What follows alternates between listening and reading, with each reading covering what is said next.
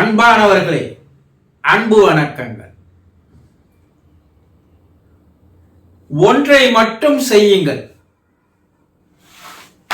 உங்கள் வாழ்வில் நீங்கள் எடுக்கின்ற எந்த காரியமாக இருந்தாலும், எந்த லட்சியமாக இருந்தாலும், எந்த குறிக்கோளாக இருந்தாலும், எந்த லக்காக இருந்தாலும் நிச்சயமாக அதில் வெற்றி உறுதி. வாழ்க்கையில ஒரு குறிக்கோள் இருக்கணும், ஒரு லட்சியம் இருக்கணும், ஒரு லக்கு இருக்கணும். இது இல்லாம வாழ்கின்ற வாழ்க்கையே அல்ல. எல்லாம் தான் செய்யறீங்க. நான் இதை சாதித்து காட்டுவேன், நான் இந்த வேலையில் சேர்ந்து காட்டுவேன், நான் தொழிலில் வெற்றி பெறுவேன், நான் ஐஏஎஸ் படித்து தீருவேன், ஐபிஎஸ் பாஸ் பண்ணுவேன். எல்லாம் இருக்கு, ஆசை இருக்கு. ஆசை அளவுக்கு அதிகமா இருக்கு. யாருன்னா ஒரு கோடீஸ்வரனை பார்த்தா அவன் பென்ஸ் கார்லயோ பிஎம்டபிள்யூ கார்லயோ போகும்போது பார்த்தா அவனை போல ஒரு நாளைக்கு நானும் வரணும்பா சொல்றீங்க. ஆனா செய்யறீங்களா? ஒரு சிலர் அவனை மாதிரி எல்லாம் முடியாதுப்பா அப்படின்னு சொல்பவர்களும் இருக்கிறார்கள். தன்னைத்தானே குறைத்து மதிப்பிட்டுக் கொள்வது.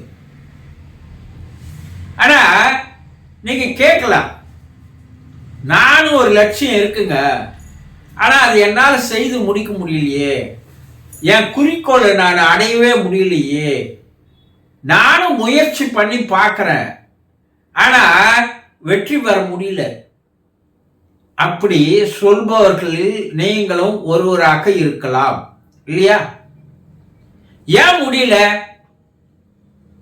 நீங்கள் ஒரு லட்சியத்தை, ஒரு குறிக்கோளை, ஒரு செயலை, ஒரு காரியத்தை செய்து முடிக்க வேண்டும் என்று முடிவு செய்துவிட்டால் உங்களுடைய சொல்லும் செயலும் மனமும் அதை நோக்கியே செல்ல வேண்டும்.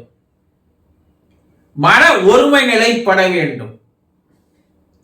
ஆனா அந்த மனம் ஒருநிலைப்படுகிறதா? உங்க வாழ்க்கையில வரக்கூடிய எல்லா தோல்விகளுக்கும் காரணம் உங்களுடைய மனம். ஒரு கூர்மையான ஒரு நோக்கு இருக்க வேண்டும். இதை என்ன சொல்லுவோம்? போக்கஸ் என்று சொல்லுவார்கள், இல்லையா? அந்த போக்கஸ் உங்களால ஒன்றை மனதை நிலைநிறுத்தி அதையே நோக்கி செல்ல முடியாது போவதற்கு காரணம் என்னன்னா, உங்கள் மனம் சிதறடிக்கப்படுகிறது. உங்கள் மனம் வேறு வேறு திசைகளில் ஓடுகிறது. உங்க மனம் உங்க கண்ட்ரோல்ல இல்லை. அதனால ஒன்றுக்கு மேல உங்களுடைய மனம் கவன குவிப்பு என்று சொல்லுவார்கள், உன்னிப்பாக அதை பார் என்று சொல்லுவார்கள். ஆனா உங்களால என்ன பண்ண முடியல? ஒரு சின்ன காரியத்தை செய்து முடிக்கணும்னு நீங்க எடுக்கிறீங்க, ஆனா உங்களுடைய கவனம் வேறு திசைகளில் திருப்பப்படுகிறது. உங்களுடைய முழு கவனத்தையும் திசை திருப்புகின்ற ஒன்றே ஒன்று உங்களுடைய கைபேசியை தவிர வேறு இல்லை.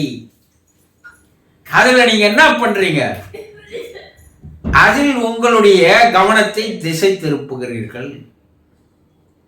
வேறு ஒரு காரியத்தை செய்யறீங்க, ஒரு புத்தகத்தை படித்து முடிக்க வேண்டும் என்று நினைக்கிறீங்க. அட்லீஸ்ட் ஒரு பக்கம் 2 பக்கம்னா உங்களால படிக்க முடியுதா? அதுக்குள்ள உங்களோட கவனம் வேற எங்கேயோ ஓடுகிறது. அப்ப உங்களுடைய கவனம் முழுமையாக முதலில் நீங்கள் நிலைநிறுத்துவதற்கு ஒரு பழக்கத்தை, ஒரு பயிற்சியை நீங்கள் எடுத்துக்கொள்ள வேண்டும். உங்களுடைய மனம், உங்களுடைய சிந்தனை, உங்களுடைய எண்ணம், உங்களுடைய செயல், உங்களுடைய பார்வை எந்த குறிக்கோளை செய்து முடிக்க வேண்டும் என்று நினைக்கிறீர்களோ கடிவாளம் கட்டின குதிரை மாறி அதை நோக்கியே நீங்கள் சென்றால் நிச்சயமா வெற்றி உறுதி.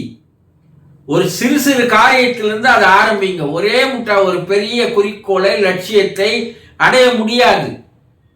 சிறு சிறு காரியங்கள். இன்னைக்கு நான் இதை செய்து முடிப்பேன், வேறு வேலையில நான் கவனம் செலுத்த மாட்டேன், இந்த புத்தகத்தை படித்து முடிப்பேன், இந்த செயலை நான் செய்து முடிப்பேன். அப்படி சிறு சிறு காரியங்களில் முதலில் மனதை ஒருநிலைப்படுத்துவதற்கு, மன குவிப்பு பழக்கத்திற்கு நீங்கள் அதை செயல்பட ஆரம்பிக்கும் போது, சிறு சிறிதாக பெரிதாக மாறும்போது உங்களுடைய நீங்கள் எடுக்கின்ற எல்லா காரியங்களிலும் நிச்சயமாக வெற்றி உறுதி என்பதை முதலில் நம்புங்கள்.